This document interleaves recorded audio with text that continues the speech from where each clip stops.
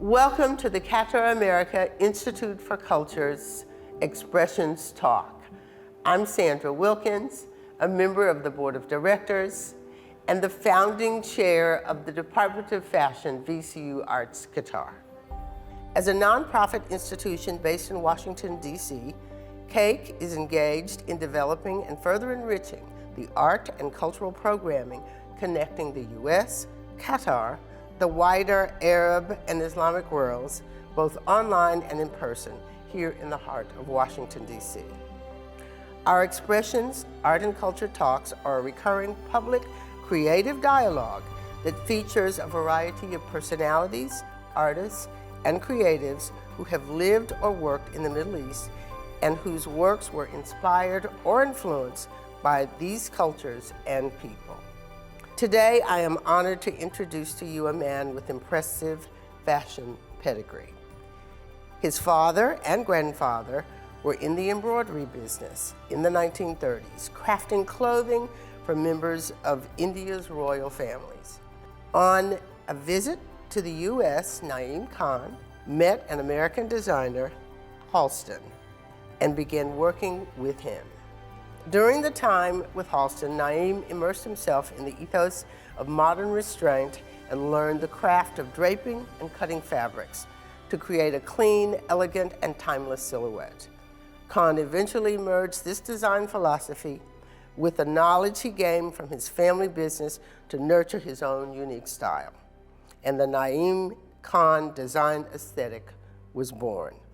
In 2003, he began selling at Bergdorf Goodman's, Neiman Marcus, and Saks Fifth Avenue.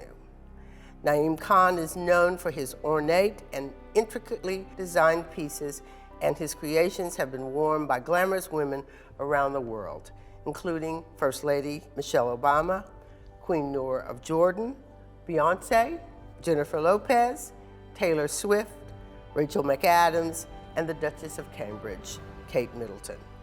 Today, we're going to talk about his illustrious career, some of his experiences in Qatar, and what is on the horizon for his creative endeavors. Naeem, it's a privilege to have you with us today. I'm honored to be here, Sandra. Thank you, thank you. To begin with, we are curious to learn about your journey into the world of fashion. We know that Halston was your mentor and guru, and that he told you, when you start dreaming about dresses, you will become a real designer. Tell us how you started your own label, your inspiration, and how you choose to express yourself through your collections. Thank you, Sandra. You know, I want to talk about how I wanted to be a designer even before I met Halston. Even the most important person in my life was my family, my grandfather and my father. And I think through osmosis, what you learn when you see technicians or artisans weaving gold and taking silk threads and splitting silk threads to make the most beautiful shaded flowers. And these were saris for the royal family or for the elite of India. And just as a child, when you're perhaps 10, 8 years old, and you're playing in the workshops with spools of threads, nobody tells you this is good or this is bad. It just comes to you by just watching your ancestors make these things. So that's how I started, and my interest in fashion was implanted in my head. And also, my father, who always said, one day you'll be a great fashion designer. We want you to be a designer. And you know, something about parents telling you these things will want you to become a designer. And so I wanted to be a designer. And my father was coming to America to expand his business, to meet other designers so they could produce in our factories in India. I was 17 and a half, 18 years old. I said to my father that I would like to come with you so that I could get admission in fashion school. So I came to New York to get admission at FIT or Parsons, depending where I would be admitted. And my father went to meet Halston and other designers, and I only went to see Halston with him because I was free that evening. And Halston hired me, said, why do you want to go to school? You have knowledge that is not taught in colleges, and you could teach me and I could teach you. And that's how I met Halston. I couldn't believe my ears. And I was only 18, and it would be child labor, like if I was younger to work. So my father was like, no, you have to go to college. So I had to convince my mom that I need to work. I need to be at this designer, because my father wanted to put me in school and I didn't want to go to school. I would rather work for Halston. And Halston was very smart. As I was leaving the office, he gives me the Life magazine that had it was out of commission and then it came back. Sure. And he was on the cover. And he said, you will want to work for me. And here I am on the plane back to India reading the stories. And I was like, oh my God, this is the greatest opportunity. So that's how I started. I mean, I came here to America at the age of 18 and a half, and I started working for Halston as an assistant, not knowing anything about draping. All I knew was embroideries and beautiful textures and just colors that I learned through growing up in India. Wow, that's amazing. Your design collections are adorn some of the most glamorous women in the world. Mm-hmm. Queen Noor of Jordan, Beyonce, Jennifer Lopez, Taylor Swift, Rachel McAdams, and the Duchess of Cambridge, Kate Middleton. And of course, First Lady Michelle Obama. Mrs. Obama said during her time as First Lady, I came to rely on Naeem for dresses that were vibrant, elegant, and helped me feel my very best. It is a rare thing to put on a piece of clothing that instantly improves your mood and boosts your confidence. But that's exactly what Naeem's gown did for me. How do you approach the different regional tastes when designing your collections? And there are different patterns, embellishments, or colors you utilize depending on the client or the region or the occasion? So, I find that there is a common thread that runs through all the women of the world.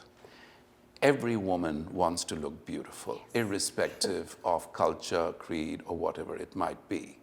But of course, culture bounds us by, you want to be covered up, or it's very different in America, it's very different in Japan, and it's very different in Qatar.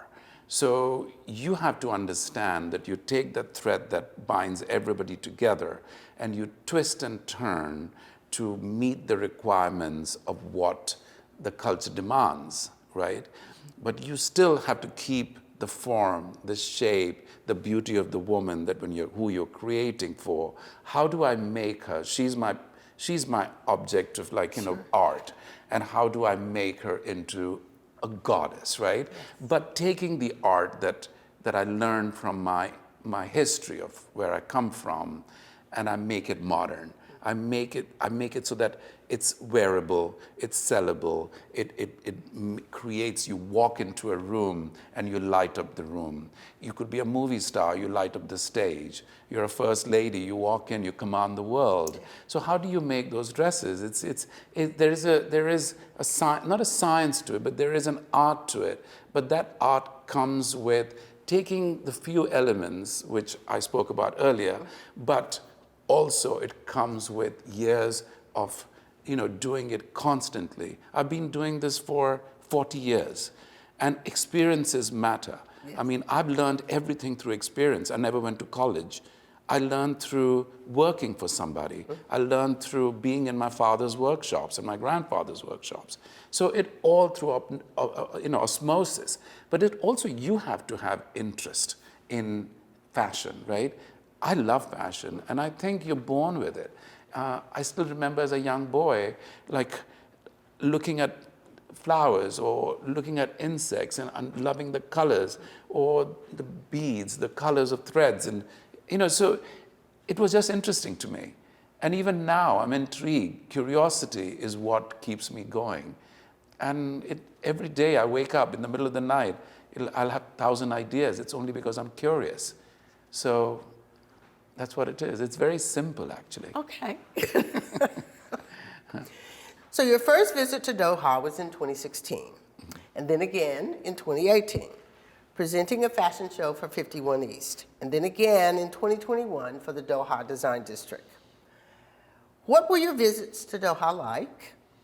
Tell us about your experiences in presenting fashion shows there, and if you collaborated with other creative designers in the region.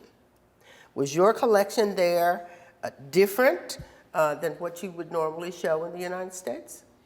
So my first visit to Doha was on the request of Her Highness Sheikh Moza. Sheikh Hind was getting married, and they were going to college in Washington.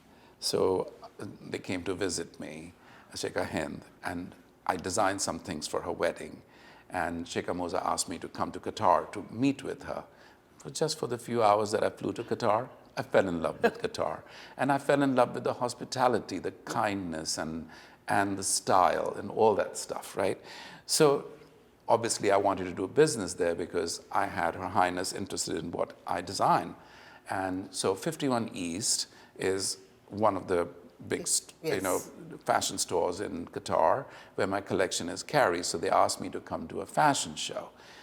Of course, I was not well aware, it takes time to develop everything. So my first collection was very America because that's what I'm used to. So I go there, I show the collection, and as I meet the clients and I meet all those amazing women who loved all the textures and all the beautiful fabrics that I make from, and they were like, Naeem, if we do this, covered up this.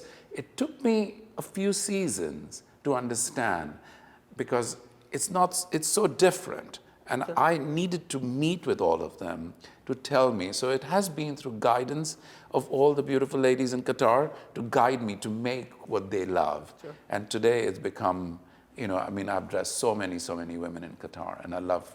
So what is it? It's, you have to, of course, it's culture. You have to have certain elements where how much body you show, and the colors. Qatari women love beautiful textures. They love glamour. So that's my life. QAIC holds an annual convention and reunion called Impart Summit, Congress for Creatives, in which there is a theme every year. This year's theme is sustainability in the arts.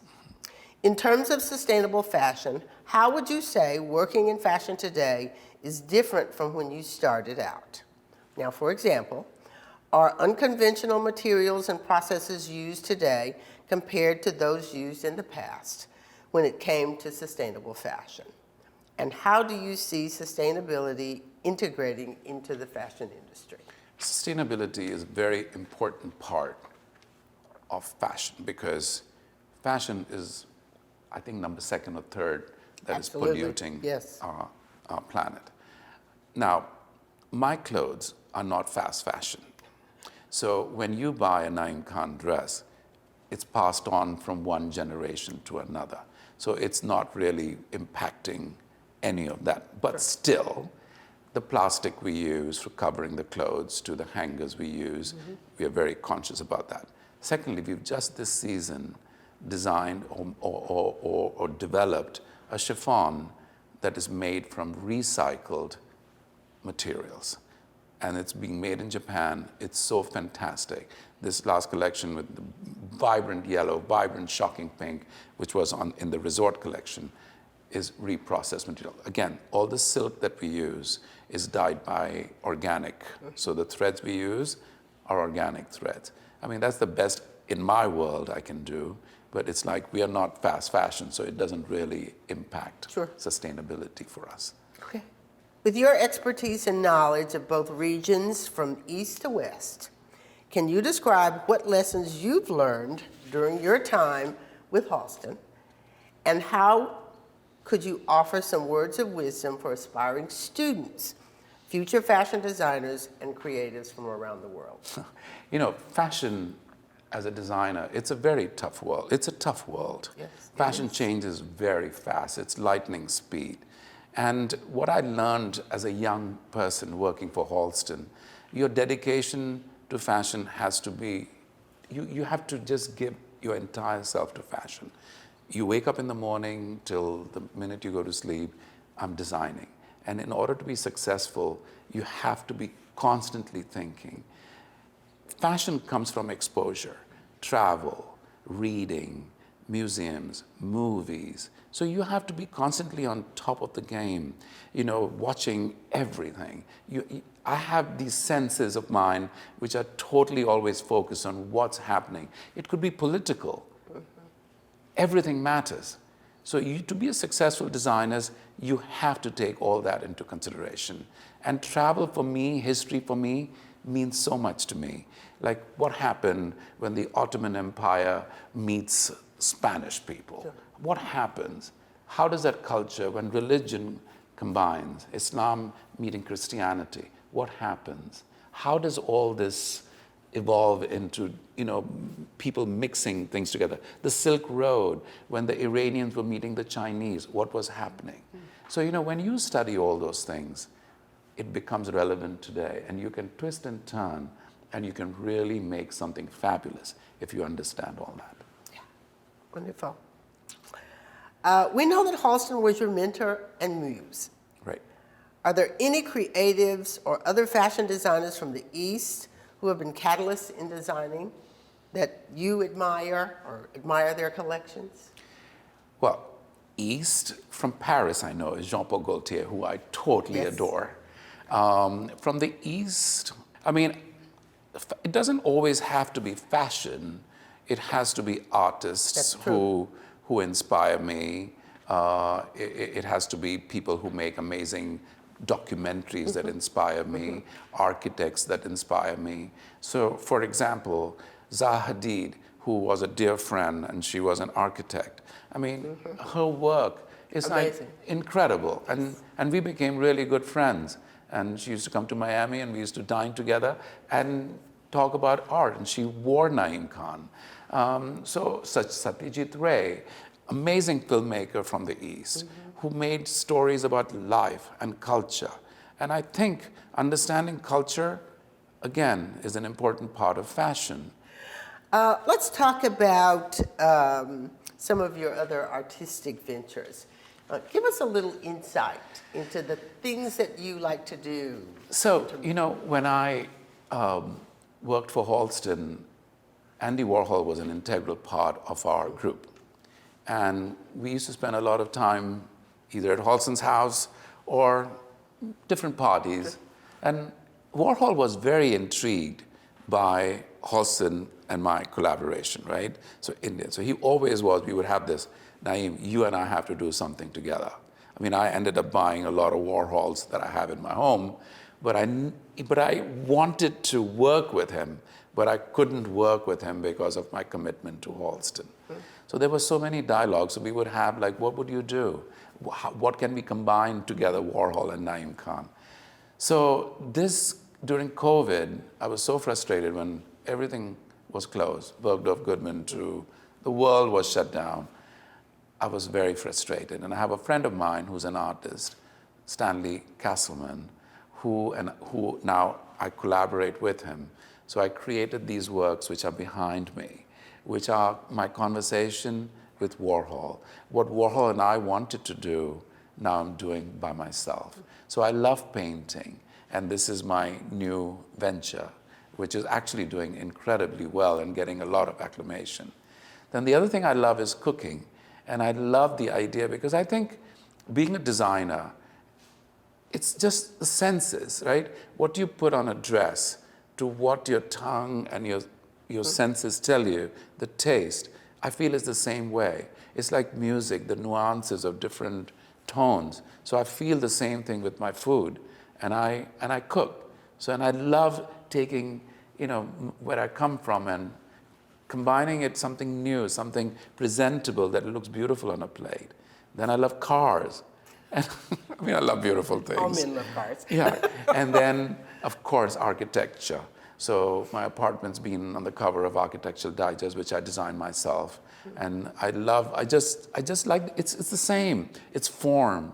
You look at this room, or you look at somebody's body, or a shape of a dress. In my mind, what I do with it is what excites me. So it could be a room, it could be a dress, it could be food, it could be art.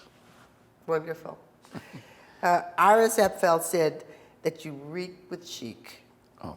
And is the undisputed king of the runway. You are the icing on the cake. She says, I've seen Naeem's vision explode and his sensibilities sharpened. I love him dearly. Having him in my life is pure joy. A girl couldn't want for a better friend. And I think that sums up this conversation perfectly. Thank you you so much. Thank you, Sandy. So nice talking to you. Wonderful talking to you.